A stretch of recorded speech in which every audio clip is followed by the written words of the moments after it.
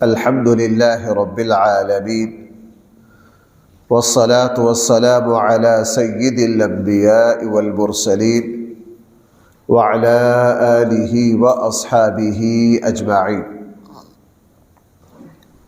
أما بعد فأعوذ بالله من الشيطان الرجيم. بسم الله الرحمن الرحيم. ألف لام ميم. أحسب الناس أن يتركوا أن يقولوا آمنا وهم لا يفتنون. ولقد فتنا الذين من قبلهم فليعلمن الله الذين صدقوا وليعلمن الكاذبين. صدق الله مولانا العظيم.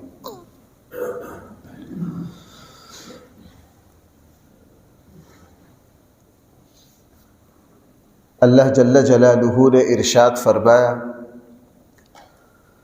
احسب الناس ان يتركوا ان يقولوا آمنا وهم لا يفتنون.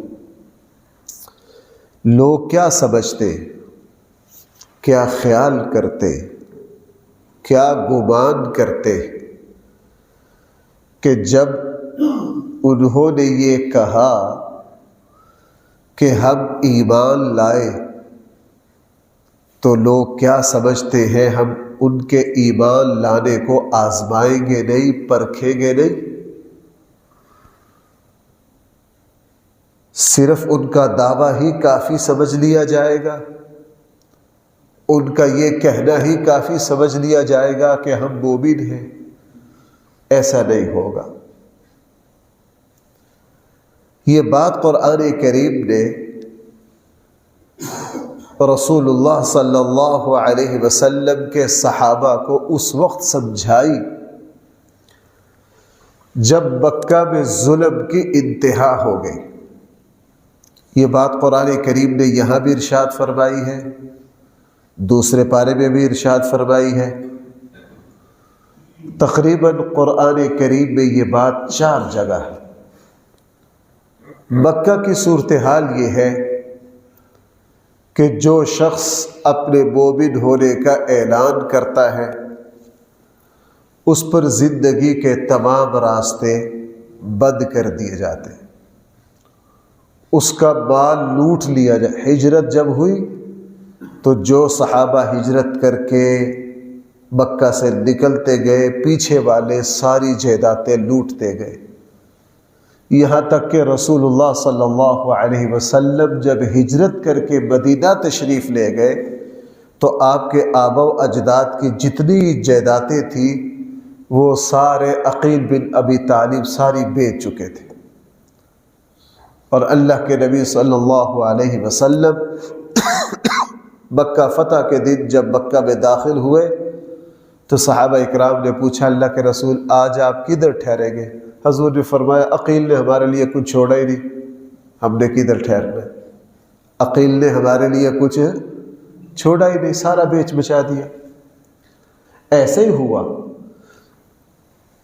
جو مسلمان صہیب رومی جب ہجرت کے لیے نکلے تو 25-30 سال ان کا کارخانہ تھا لوہے کا، بہت اعلیٰ کاریگر تھے تلوار بنانے کے، تیر بنانے کے.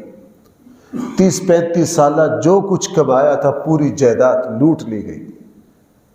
اور آپ حضرات کو اس حدیث سے اندازہ ہوگا مکہ کی صورتحال کہ حضرت ابو ذر غفاری رضی اللہ عنہ جب حضور سے ملنے آئے تو یہ صورتحال دیکھ کر حیران رہ گئے کہ اس ہستی کو سلام بھی نہیں کیا جا سکتا، ملا بھی نہیں جا سکتا. جو شخص اس سے ملے گا اس کی خیریت نہیں ہے، اس کی خیریت نہیں ہے. جب مکہ کے یہ شدید ترین حالات، جہاں اسلام لانا اپنی موت کو آواز دینا تھا، اور میں یہ بات آپ سے بار بار عرض کرتا آیا ہوں کہ مکہ کا سسٹم قبائلی تھا. قبائلی سسٹم میں اپنے پورے قبیلہ سے ہٹ کر کوئی روش اختیار نہیں کر سکتے. میں نے سندھ میں بعض قبائلی سسٹم دیکھا، متقی پرہیزگار لوگ، میں نے یہ منظر آنکھوں سے دیکھا. وہ صاحب شرک سے بہت دور، متقی، ایک بہت اعلیٰ دینی جماعت سے وابستہ، تہجد گزار، لیکن جب پیر صاحب آئے ہیں تو جو نظر و نیاز سب نے چڑھائی ہے انہوں نے بھی چڑھائی ہے، اور انہوں نے بھی پیر صاحب سے سلام لیتے ہوئے گھٹنوں تک جھکے۔ میں نے ان سے پوچھا یار آپ کیوں کرتے ہیں، آپ کو تو اللہ نے، کہنے لگا جی میں اس کو گناہ سمجھ کے کرتا ہوں، یہ غلط ہے، لیکن مفتی صاحب ہمارا قبائلی سسٹم ہے، ہم مجبور ہیں، پورے قبیلہ سے ٹکر لے نہیں سکتے۔ اس قبائلی سسٹم میں حضرت بلال جیسے کا کھڑے ہو کر یہ کہنا اشہد ان لا الہ الا اللہ، یہ آسان نہیں تھا۔ ہم اپنے گھر میں 2 بیٹے ہیں، 1 بیٹی ہے، بیوی یا گھر کے 5 افراد ہیں، ان کے سامنے کلمہ حق بلند کرتے ہوئے ڈر جاتے، جبکہ ہمارے یہاں تو بہت وسعت ہے۔ جب یہ صورتحال آئی تو ایک دن حضرت خباب بن ارت نے رسول اللہ صلی اللہ علیہ وسلم سے عرض کی، اللہ کے رسول، ہم جس ظلم کی چکی میں پس رہے ہیں، ہم جس بے رحمی کا شکار ہیں، ہمیں چاروں طرف سے جس طرح مکہ کے لوگوں نے گھیر رکھا ہے، ہمارے لیے کیا کبھی آسانی کے دن آئیں گے؟ ان مشکلوں سے ہماری جان چھوٹے گی؟ رسول اللہ صلی اللہ علیہ وسلم اس وقت بیت اللہ کے ساتھ ٹیک لگائے ہوئے تشریف فرما تھے۔ صحیح بخاری میں اس کی تفصیل آتی ہے، رسول اللہ صلی اللہ علیہ وسلم نے حضرت خباب سے فرمایا، جناب تمہارے اوپر تو بھی آیا کچھ نہیں، تم سے پہلے لوگ ایسے تھے کہ ان کی تو کھلڑیاں اتار دی گئی، ان کے سروں پر تو آرے چلا دیے گئے، ان کے تو جسموں کو نوچ لیا گیا، ان کے تو جسموں کو نوچ لیا گیا۔ آپ تصور کیجئے حضرت یحییٰ علیہ السلام کو شہید کس طرح کیا گیا۔ آپ اس کا تصور کیجئے حضرت عیسیٰ علیہ السلام پر وہ زمانہ آیا کہ ایک رات ایک جگہ نہیں ٹھہر سکتے، اور حضرت عیسیٰ علیہ السلام کی ساری زندگی انہی مشکلات میں گزری۔ اس پر قرآن کریم نے یہ بات سمجھائی۔ قرآن کریم نے ارشاد فرمایا، جو شخص اللہ سے محبت کا دعویٰ کرے گا، جو شخص مسلمان ہونے کا اعلان کرے گا، اللہ کی طرف سے اس پر آزمائش آئے گی، مصیبت آئے گی، اللہ تعالیٰ اس کو آزمائیں گے۔ یہاں مجھے اور آپ کو ایک بات یہ ذہن میں رکھ لینی چاہیے کہ دین کے معاملات میں آزمائش بھائی آتی ہے، دین کے معاملات میں مشقت آتی۔ اگر اللہ تعالیٰ دین کو میرے اور آپ کے لیے اس طرح ہی آسان بنا دیتے جس طرح ناشتہ کرنا، کھانا کھانا، تو بھائی پھر دین آزمائش نہ رہتا۔ دین بھائی پھر آزمائش ہے۔ آپ 100 سال بھی اللہ عمر دے دے فجر کی نماز پڑھتے رہیے، پھر بھی اٹھنے میں سردی میں مشقت، مسجد تک جانا، کبھی سردی، کبھی گرمی، کبھی بارش، کسی دن طبیعت میں سستی، کسی دن رات کی مصروفیت زیادہ۔ یہ رکاوٹ، وزن، الجھن، یہ ہر نیکی میں اللہ نے برقرار رکھا ہے۔ یہ ہر نیکی میں اللہ نے کیا رکھا ہے؟ برقرار رکھا ہے، اور اللہ تعالیٰ اپنے بندے پر یہی آزمائش ڈالتے۔ اللہ تعالیٰ کے مقرب بندوں میں سے عظیم الشان مقرب بندے حضرت ابراہیم خلیل اللہ ہے۔ قرآن اس شان سے حضرت ابراہیم کا تذکرہ کرتا ہے، کسی کا تذکرہ قرآن اس طرح نہیں کرتا۔ ابراہیم علیہ السلام کے آزمائشوں کو دیکھ لیجئے، قرآن خود کہہ رہا ہے اِذِ ابْتَلَىٰ إِبْرَاهِيمَ رَبُّهُ بِكَلِمَاتٍ، اللہ نے حضرت ابراہیم کو آزمایا، اور جوانی سے آزمائش، بچپن سے آزمائشیں شروع ہوئی۔ ایک بت ساز کے گھر میں پیدا ہو گئے، باپ بھی مشرک ہے، یہاں سے کشمکش شروع ہوئی، چلتے چلتے چلتے چلتے عراق میں اس کشمکش کا عروج وہ تھا جس دن ابراہیم علیہ السلام کو آگ میں پھینکا گیا۔ اللہ نے وہاں سے بچایا، قوم نے عراق سے نکال دیا، وہاں سے نکلے، رستے کی تکلیفیں دیکھتے دیکھتے شام پہنچے۔ شام میں اپنی مصیبتیں، بڑھاپے میں اللہ نے اولاد دی، حکم دیا اس بیوی کو اور اس بیٹے کو ساتھ ہے، نہیں رکھ سکتے، جاؤ بواد غیر ذی زرع عند بیتک المحرم، میرا ایک گھر ہے بیت اللہ، وہاں جا کے آباد کر دیا، رہنے کی اجازت نہیں۔ او کہاں شام، کہاں مکہ سفر دیکھیے، کرتے کرتے مکہ پہنچے ہیں، کہا جناب یہاں رات نہیں ٹھہر سکتے، چھوڑ کر ابھی جاؤ جنگل میں، اپنے بیوی بچے جنگل میں چھوڑے۔ بھائی کہاں چھوڑے؟ جنگل میں چھوڑے، اور چھوڑنے کے بعد یہاں رہنے کی اجازت نہیں۔ وہ بچہ جو اللہ نے بڑھاپے میں دیا، 10 سال 11 سال کی عمر کو پہنچا، فرمایا کہ اس کو کیا کرو، میرے نام پر قربان کرو۔ انی ارا فی المنام انی اذبحک فانظر ماذا تری۔ کیا رسول اللہ صلی اللہ علیہ وسلم کو دیکھ لیجئے، آپ علیہ الصلوۃ والسلام بالکل ابھی دنیا میں آ ہی رہے ہیں، والد ہو گئے، ابھی پتہ بھی نہیں کہ زندگی کیا ہے، بالکل ہی معصوم بچے، والدہ گئی، دادا کا سایہ آیا، ابھی یہ بچہ ہے، کھیلنے کی عمر کو پہنچے، دادا بھی گئے، اس چچا کی کفالت میں آگے جو شفیق اور مہربان تو بہت ہے، لیکن مالی طور پر کیا ہے، باڑے، بکریاں چرا رہے ہیں امام الانبیاء صلی اللہ علیہ وسلم۔ بھائی 2 درہم اجرت پر حضور نے بکریاں چرائیں۔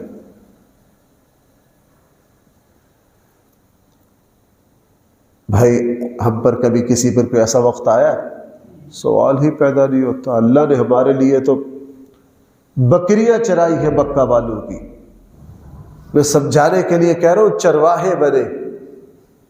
چرواہے بنے، نبوت کا اعلان کرنے دے۔ یار اس ہستی کی آپ آرام کا کیا اندازہ لگاؤ گے جس کو مدینہ کے 10 سالوں میں 30 کے قریب، اور چھوٹے بڑے ملا لیے جائیں 60 کے قریب جنگیں لڑنی پڑی ہوں، اور اس ہستی کی 4 جتنی بھی اولاد ہے ایک کے علاوہ ساری زندگی میں فوت ہو گئی ہو، اور ایک بیٹی بچی ہو، وہ بھی بذریعہ وحی بتا دیا گیا ہو، صحیح بخاری میں ہے کہ یہ بھی آپ کے پیچھے پیچھے آ رہی ہے۔ یہ آزمائشیں، یہ تکلیفیں اللہ تعالیٰ نے دین میں رکھی ہے۔ بھائی یہ آزمائشیں کس میں رکھی ہیں؟ یہاں ایک سوال پیدا ہوتا ہے، یہ میں نے اصل میں اسی سوال کے لیے یہ ساری بات میں، اللہ تعالیٰ ایسا کیوں کرتے؟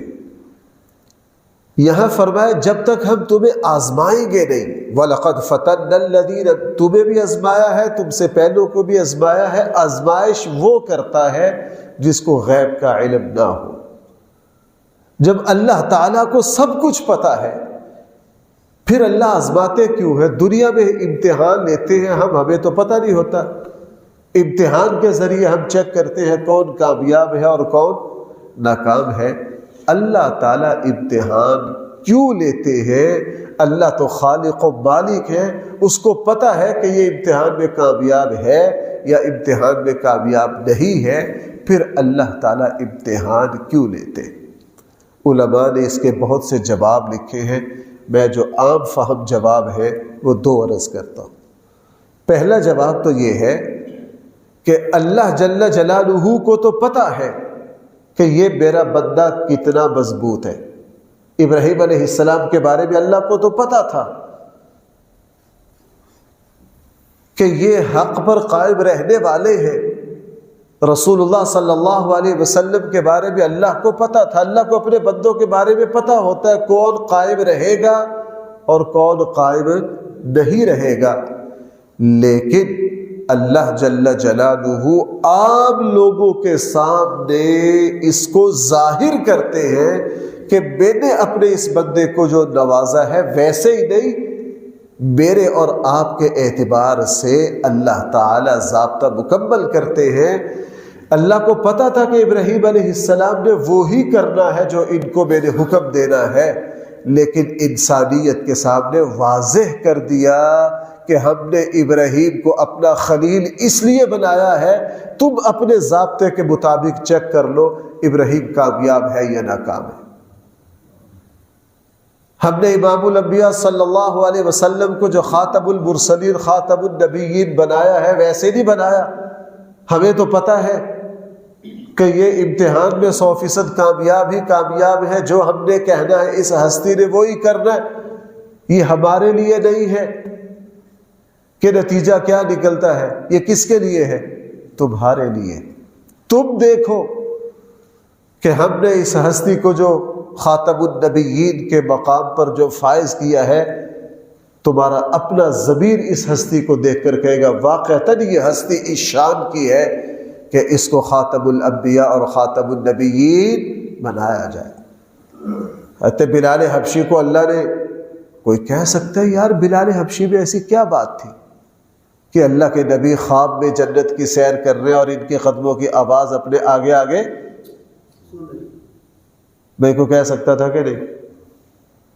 اللہ تعالیٰ کو تو حضرت بلال کی صلاحیت کا پتہ تھا، لیکن حضرت بلال کو مکہ میں آزمائشوں میں ڈال کر میرے اور آپ کے سامنے اس حقیقت کو کھول دیا کہ یہ کالا اس قابل ہے کہ جب رسول اللہ صلی اللہ علیہ وسلم خواب میں جنت کی سیر کرے تو اس کے قدموں کی آواز آگے آگے ہو۔ یہ اس کا حق رکھتا ہے، یہ بھائی کیا رکھتا ہے؟ اس کا حق رکھتا ہے رسول اللہ صلی اللہ علیہ وسلم نے۔ اور اسی طرح بھائی آج کے زمانے کے معاملات ہیں، اللہ جل جلالہ اپنے بندوں کو آزماتے ہیں، آزمائشوں سے گزار کر اتمام حجت کر دیتے، انسانیت کے سامنے اس بات کو کھول دیتے کہ ہم نے اپنے اس بندے کو جو نوازا ہے، ہمارے نوازنے کی وجہ کیا ہے۔ دوسری بات، اللہ نے ہم سب کو پیدا کیا ہے، ہماری صلاحیتوں سے واقف ہے، اللہ کو پتہ ہے کون کامیاب ہے کون ناکام ہے۔ ماں باپ کو بھی اپنے بچوں کا پتہ ہوتا ہے کہ اس بچے نے کیا کرنا ہے کیا نہیں کرنا، اپنی پتہ ہوتا ہے۔ لیکن اللہ کا قانون یہ ہے، اللہ کا قانون یہ ہے کہ میں نے فیصلہ اپنے علم پر نہیں کرنا۔ بھائی سمجھنا ذرا، یہ باریک بات ہے، میں نے فیصلہ اپنے علم پر نہیں کرنا، میرے فیصلے ہونے ہیں عملی طور پر اس کے اظہار پر۔ اس کو میں ایک مثال سے عرض کروں۔ ایک کلاس ہے، استاد ماہر ہے، 40 سال کا تجربہ ہے، استاد کو پتہ ہوتا ہے کہ میرے ان شاگردوں میں بوڑھا ہو گیا پڑھاتے پڑھاتے، میری اس کلاس میں یہ بچہ اول ہے۔ بھائی استاد کو پتہ ہوتا ہے کہ نہیں صلاحیت، لیکن استاد یہ نہیں کرتا کہ چونکہ میرا 40 سالہ تجربہ یہ کہہ رہا ہے کہ یہ بچہ فاسٹ ہے اس لیے میں اس کو اول لا رہا ہوں۔ بھائی استاد ایسا کرتے نہیں، استاد کہتے ہیں عملی طور پر دیکھ لو، عملی طور پر کیا کرو؟ دیکھ لو۔ میں اس کو ایک مثال سے عرض کروں۔ حضرت عمر رضی اللہ عنہ کا قانون تھا کہ پہلی صف میں بڑے اکابر صحابہ کھڑے ہوں گے، کوئی نوجوان پہلی صف میں کھڑا نہیں ہو سکتا، صرف حضرت عبداللہ ابن عباس، اللہ کے نبی دنیا سے رخصت ہو رہے، عبداللہ ابن عباس 10 یا 12 سال کے، ان کو اجازت ہے، مجلس لگ رہی ہے، حضرت عمر کے پاس شورا اور کابینہ بین الاقوامی مسائل پر گفتگو ہو رہی ہے، بڑے اکابر صحابہ بیٹھنے، صرف نوجوانوں میں ابن عباس کو اجازت ہے کہ یہ لڑکا بھی بڑوں کے ساتھ بیٹھے گا۔ ایک مرتبہ لوگوں میں ذرا چیبے گوئیاں شروع ہوئی کہ یہ کیا، ہم بڑوں کے ساتھ اس لڑکے کو بھی اپنی مجلس میں بٹھاتے، اس میں ایسا کیا گن ہے؟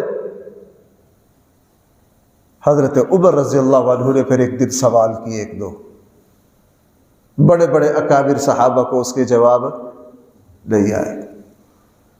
رسول اللہ صلی اللہ علیہ وسلم نے کہا یا ابنی، حضرت عمر نے فرمایا یا ابنی، اے لڑکے یہ مسئلہ ہے، اس کا کیا جواب ہے؟ حضرت عبداللہ ابن عباس نے فوراً اس کا جواب دیا۔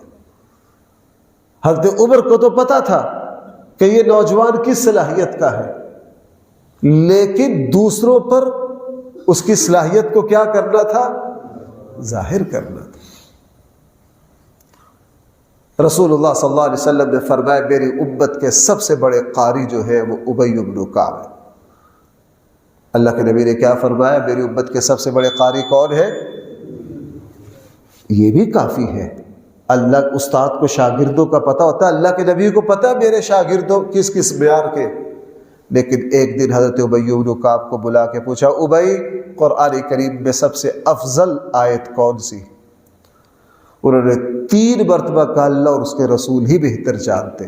حضور نے فرمایا نہیں اللہ اس کے رسول بہتر جانتے۔ اصرار کیا۔ اب اللہ کے نبی کو پتا تھا کہ اس کو جواب آتا ہے، لیکن دوسروں اللہ کے نبی اس اپنی امت کے سب سے بڑے قاری کے مقام کو واضح کر رہے۔ جب تیسری مرتبہ کہا تو پھر فرمایا کہ پھر حضرت ابی بن کعب نے عرض کیا اللہ کے رسول قرآن کریم کی جو سب سے افضل آیت ہے وہ آیت الکرسی۔ وہ کیا ہے؟ آیت الکرسی ہے۔ اس کی میں اتنی مثالیں دے سکتا ہوں۔ میں اصل سمجھانا چاہ رہا ہوں اس آیت کے مفہوم کو اور اللہ کے قانون کو۔ اللہ تعالیٰ اپنے بندوں کو آزماتے کیوں؟ ایک شخص کی اللہ نے، اب آئیے آج کے ماحول پر میں 2-3 مثالیں دے دوں۔ ایک شخص کو اللہ نے جنت کے بہت اونچے مقام پہ لے جانا ہے۔ کل کو کھڑا ہو کے کہہ سکتا ہے یا اللہ یہ تو ہمارا لگوٹیا یار ہے، ہمارے ساتھ رہا ہے، یہ جنت میں ہم سے اتنا آگے پہنچا ہوا ہے، اس میں ایسی کون سی بات ہے؟ اللہ تعالیٰ نے اس کی زندگی میں بتا دیا جناب تجھے 2 بیٹیاں دی تھی اور اس کو ہم نے 6 بیٹیاں دی تھی۔ اس کو ہم نے کتنی بیٹیاں دی تھی؟ 6 دی تھی۔ اس نے 6 کے ساتھ کس محبت کا معاملہ کیا، اس نے ان کی کیسی تربیت کی، ان کی تعلیم پر کتنی محنت کی، اور ان کو کس عزت کے ساتھ نکاح کے ذریعے گھر سے رخصت کیا۔ اللہ تعالیٰ یہ دکھائیں گے۔ وگرنہ بھائی میں اور آپ پیدا ہوتے ہی اللہ کو پتا تھا کہ یہ کس درجے کے، کیوں بھائی اللہ کو پتا تھا کہ نہیں؟ اللہ کو پتا تھا۔ اللہ تعالیٰ مجھے اور آپ کو عمل سے گزار رہے ہیں، آزمائشوں سے گزار رہے ہیں، گزار کر انسانیت پر واضح کر دیں گے۔ انسانیت پر کیا کر دیں گے؟ واضح کر دیں گے کہ بھائی ہم نے اپنے اس بندے پر جو نوازشیں کی ہے ان کی اصل وجہ یہ ہے، اصل وجہ۔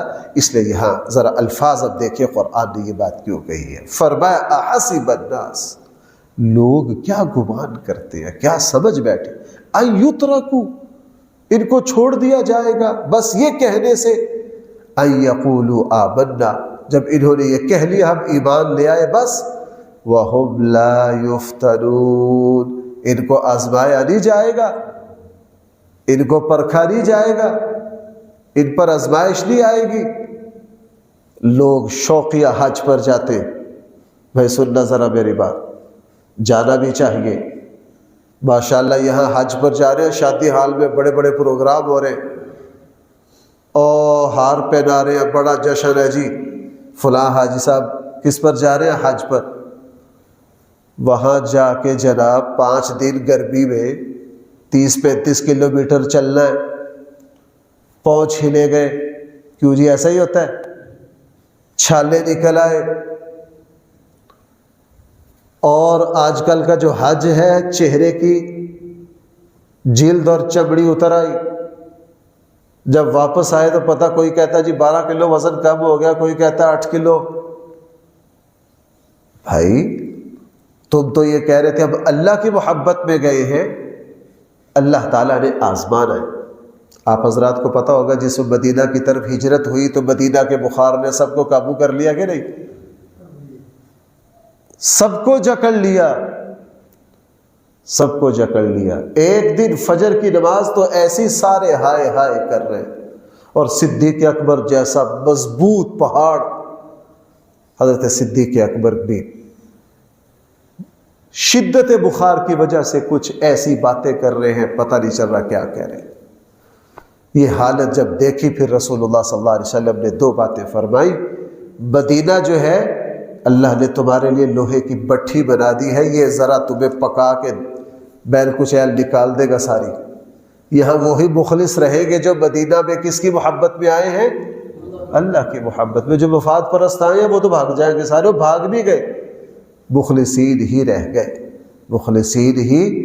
ہاں آخری بات، میں اور آپ چونکہ کمزور ہیں، ہم اللہ سے یہی فریاد کہیں گے، یا اللہ ہمیں آزمائشوں میں نہ ڈالنا، ہمیں آزمائشوں میں نہ ڈالنا۔ اے اللہ آپ کے آزمائشوں پر پورا اترنا آپ کے اولو العزم مقرب بندوں کا کام ہے، اللہ وہ ہمارے جیسے لولے لگڑوں کا کام نہیں ہے۔ ہم تیرے بندے ہیں، ماں باپ آزماتے، مشکل وقت آتا ہے تو اسی بچے پر زیادہ وزن ڈالتے ہیں جو بچہ قابل ہوتا ہے۔ میرے پاس ایک نوجوان آیا بڑا دکھی، میں سمجھا پہلے 2-3 دن فون کر کے ٹائم لیتا رہا، لمبی بڑے ٹھنڈے سانس لے جیسے پتہ نہیں کون سی قیامت آ گئی ہے۔ اور میں کہا ہوا کیا ہے؟ جی ابا جی کی، جی میں جی ان کی خدمت کرتا ہوں، فلاں کرتا ہوں، یہ کرتا ہوں۔ مجھے آدھا گھنٹہ اس کی تقریر سے سمجھنا ہے کہ اس کے دکھ کا نتیجہ کیا ہے، کہ جی ہر ذمہ داری میرے اوپر ڈال دی ہے، فلاں آیا تو ابا جی کہہ رہے ہیں بیٹا یہ بھی تم کر لو، فلاں فلاں فلاں فلاں فلاں، اور بھی بھائی ہیں۔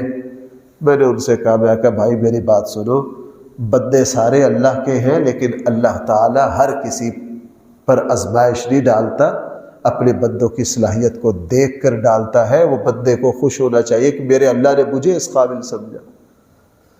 آپ 4 بھائی ہیں، یہ مشکل وقت آیا، آپ کے ابا نے آپ سے کہا ہے کہ بیٹا یہ کام آپ نے کرنا ہے، آپ کو ابا کو پتہ ہے کہ میرے 3 بیٹے کر نہیں سکتے، 3 میں سے یہی قابل ہے، یہ کرے گا۔